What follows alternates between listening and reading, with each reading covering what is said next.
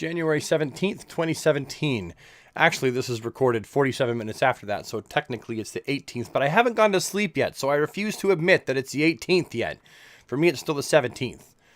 So today actually was a freezing rain day. It was an ice day. And buses were canceled. Some kids, their parents made them, I don't know, ice skate to school or whatever, and they actually went to school. But we kept our kids home. When it's a snow day, we keep our kids home, even though our kids don't take the bus. Like when the buses are canceled. Because you can still go to school on a snow day, unless it's a blizzard. You know, some parents can make their kid drape their ass to school in the blizzard, you know, snow, and they'll still go to school. And that's because maybe some parents work and the kid just can't be at home by themselves or whatever, and the parent can't afford to take the day off. I get that, but we have the freedom to actually keep our kids home when it's a snow day, because that's what we did. When it was a snow day, we stayed home because half the school took the bus. And so the teachers never taught you a real lesson. They just put movies on. The kids that showed up, the teacher would wheel in that cart with the big old TV on top and the VCR underneath, and you'd see it come in, squeak, squeak, squeak, oh, and they'd put on like Homeward Bound or some shit like that you'd seen like 500 times at school on rain days when you had to stay in, or the days when it was too fucking cold to go out in the winter. You should play one of those. And you get like, it sucked. I went to school once on a snow day by mistake and fucking hated it. I wish that I was at home playing in the snow with all the rest of my friends. Anyway, it was an ice day. And we don't make our kids go to school, even though most of the kids actually can walk to school in our neighborhood. There's only 3 buses, so that counts for a very small number of kids. We still refuse to make them go on snow days at this point. Why should the other kids get a day off and our kids don't? Anyway, it was an ice day, and I thought, I want to go ice skating down my road. I bet you that would be fun, and it would get YouTube views. Because I'm a YouTuber, and I'm always thinking about things that are going to get me more channel views. That'll blast you off into, like, viral video central, right? That one video that kind of puts you in front of people and, you know, makes it so that you can actually get seen on YouTube. And I thought, I'm going to skate down my road. And then I looked out the window, and I was like, fuck. It's not bad enough on the road. It's still slippery as hell for cars. But the salt truck has gone by and put 2 nice fucking lines of salt down there. So I couldn't really do it. And it's still actually freezing raining right now. It's been doing it all day long. We have all kinds of ice on our trees and stuff. No, not a lot of snow, but freezing rain. So I imagine tomorrow's going to be a freezing rain day as well. The kids are going to have to stay home. They're probably going to want to play video games all day long. Crap, that means I can't. Anyway, so there's that. A couple days ago, a friend of mine quit YouTube. That really sucks. Well, for me, speaking selfishly, for someone that is this person's friend and also enjoys their videos, it sucks for me. But really, it's actually a good thing for this person, at least right now in their life. I'm not going to lie, it makes me sad. You know, I mean, the 2 major reasons why this person quit, one being YouTube is, if you're a YouTuber, right, you know what it's like to work really hard on a video, put a ton of time into it, and then you upload it, and you have this idea in your head of it getting a rough amount of views, and then you're watching it, and you're watching it on your phone, and you're checking on it, and you're like, well, fuck. It only did like 50% of what I think it really should have done compared to my subscriber base and the quality of work and the amount of time I put into it.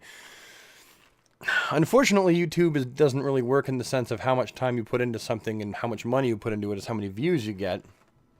We know this because some people can put like 10 grand into an actual video and it gets fuck all for views, like maybe 30,000 views, and then someone else can record themselves wearing a Chewbacca mask, like laughing and, you know, whatever, and it goes fucking totally viral. So I wish I could say it had, you know, time meant lots of views, but it doesn't. However, when you do have a subscriber base of X amount, you kind of do expect a certain amount of views. And when you don't, it's hard not to take it personally.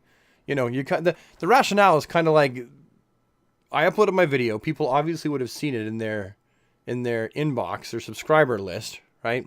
Unless they're subscribed to 1,000 channels, they probably would have seen it, and I feel like they've skipped over it.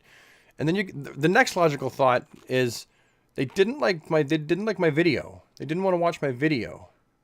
It means did they not like me? They don't like my video, so they don't like me. Why don't they like me? Why don't they want to watch my video? And you take it personally. You internalize it. You feel like you are losing the popularity club of YouTube. Because don't get yourself screwed. I mean, in the head, YouTube really is a big popularity contest. And when you're not winning, it feels like shit. You feel like you're in fucking high school again. On the bottom, you know, you feel invisible when you upload a video and you get not the response you're looking for. It's an emotional thing. You internalize it. And that's stressful. And you can only take so much of this before people want to quit. And so that's part of the reason why my friend is giving up YouTube. The other part is when you have to put that much time and effort and be drained and deal with the emotional beatdowns and all the bullshit and the people coming to your videos and leaving shit comments knowing they haven't actually fucking watched your video and then destroying its overall watch time, and that fucks up the algorithm, and so YouTube doesn't send more people to your video because people are just fucking playing the YouTube game and trying to build themselves up, and they're using your face as a rung in their ladder to get fucking higher. Fucking pieces of shit. Yeah, and I mean that. I just have a really big disdain for people that just play the YouTube game because it fucks with everyone else's channel and it fucks with the algorithm, and the whole YouTube as a whole gets fucked when people just fuck with it like that. Anyway, when that's happening, here's the catch-22. Everything you do on YouTube when you're a content creator takes a lot of time. If you're really putting some time and effort into it, you know, like when you have a superb banner, every thumbnail counts, you pick out each picture, you know, you curate an amazing channel, and you know how to film everything, and you edit everything just right, and you cut out every extra second that isn't needed, that doesn't further the story of the video, you know, the video that you're making that day, and you've got this baby that you've created that is really good. I'm not talking about people that think they've made good videos. I'm talking about people that actually know how to film something and frame something and edit something, you know, and keep the shots going. You know, they're really good at what they're doing. And then their post-processing is really good. They know how to properly deal with the sound and the compression and the equalization and the colors and stuff like that. All that takes time.